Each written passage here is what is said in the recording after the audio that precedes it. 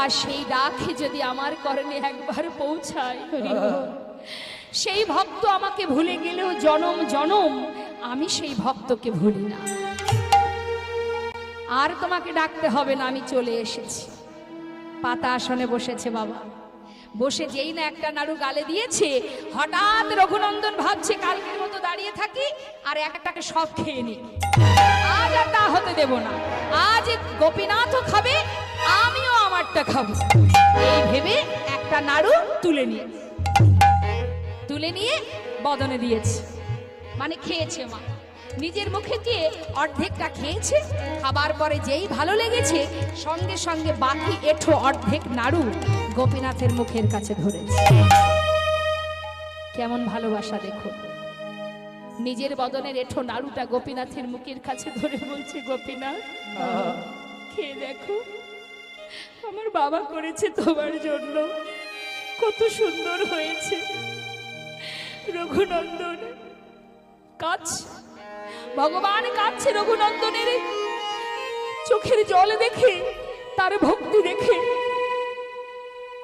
আর গোপীনাথকে কাঁদতে দেখে ভগবান, আহা, রঘুনন্দন বলছে তুমি কাঁদছো গোপীনাথ? আমার এঠো নাড়ু দিয়েছি তাই? ঠিক আছে, আর দেব না, আমার ভালো লেগেছিল আমি তাই তোমাকে দিয়েছিলাম, ঠিক আছে আর দেব না। ভগবান বলছে তোমার এঠো নাড়ু দিচ্ছ সেই জন্য আমি কাঁদছি না। আমি কাঁদছি কেন জানো?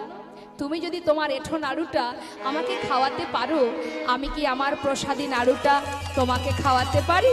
হ্যাঁ নিশ্চয়ই, তাহলে আমি তোমাকে খাওয়াবো আর তুমি আমাকে খাওয়াবে।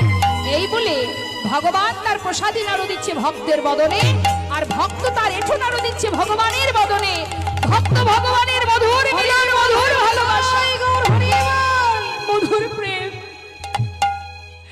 দেখবার জন্য মুকুন্দ দাস ছটফট ছটফট করছে, মনে মনে চিন্তা করছে, কে আমার সন্তান ছাড়া ওই মন্দিরের ভিতরে আরো একজনের কণ্ঠ শোনা যায়, তবে কে সে?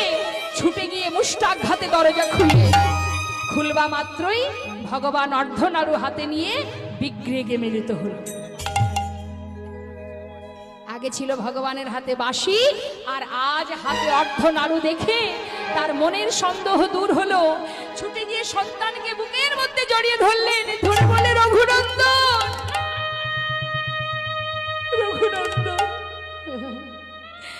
এতদিন আমি যাকে পাইনি তুই তার দেখা